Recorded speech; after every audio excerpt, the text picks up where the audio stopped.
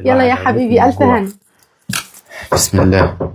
افتح الباب يا حبيبه الاهلي. ايه ده، مين بيخبط؟ اهلي بره على الباب. يلا افتح اهلك هياكلوا الاكل اللي انت طبخاه؟ لا يا حبيبي اطلب لهم دليفري. انا مش عبيطه ولا ايه؟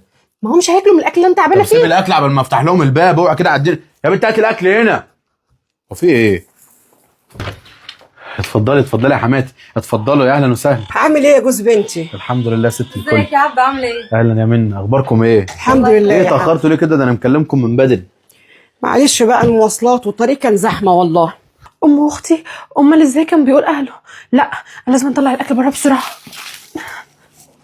ماما منى وحشتوني قوي. اتفضلوا. يا روح قلبي ماما. ايه رايكم بقى؟ جميل يا روح. ما شاء ما الله. شاء الله الصراحه الاكل يفتح النفس، بس خساره في اهلك. ايه اللي انت بتقوله؟ ليه يا عبدو بتقول كده؟ ليه يا ابني؟ خد الاكل ده يلا ودخليه جوه. اكيد يعني مش هدخله جوه. خد الاكل ودخليه جوه. لا مش هدخله. ايه اللي انت بتقوله ده؟ اتفضلي يا ماما، هو بيهزر. اتفضل. ليه يا بنتي لا، بعد ما الكلام اللي احنا بهزرش. سمعناه ده؟ ما بهزرش يا حماتي. من الاخر كده بنتك كانت حاطه الاكل ولسه هناكل، الباب خبط. نسيت اقول لها مين اللي جاي، فبقول لها دول اهلي، على اساس ان انتوا اهلي وانا بعتبركم اهلي. واحنا اهلي يا ابني من غير حاجه. اول ما قلت لها دول اهلي راحت مايشاله الاكل بتقول لي لا، اهلك مين اللي ياكلوا من الاكل اللي انا عاملاه؟ اطلب لهم اي حاجه من بره. بنتي قالت كده؟ وانتوا بقى مش احسن من اهلي.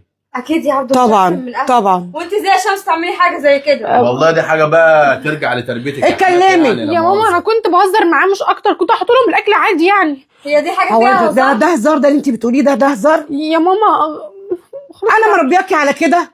لا يا ماما بس عبده مش وقته الكلام ده يا عبده. لا، ايه وقته مش وقته الكلام ده؟ وزي ما شلت الاكل من قدام اهلي انا بقى اشيله من قدام اهلي. حقك يا ابني، حقك. لكل فعل رد فعل يا هانم. شفتي حطيتي ماما في موقف عامل ازاي؟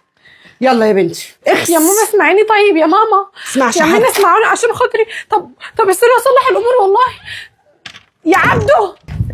لا ثواني يا ماما لو سمحت. ازاي هنمشي ونسيب شمس كده؟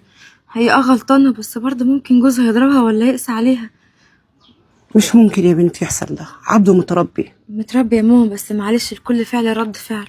زي ما هي عملت مع اهله هو ردها لنا على طول، فممكن يقسى عليها يضربها، ممكن توصل للطلاق. تعالي يا ماما نستحمل شويه وندخل ونهدي الدنيا. عندك حق يا بنتي، برضه عندك حق.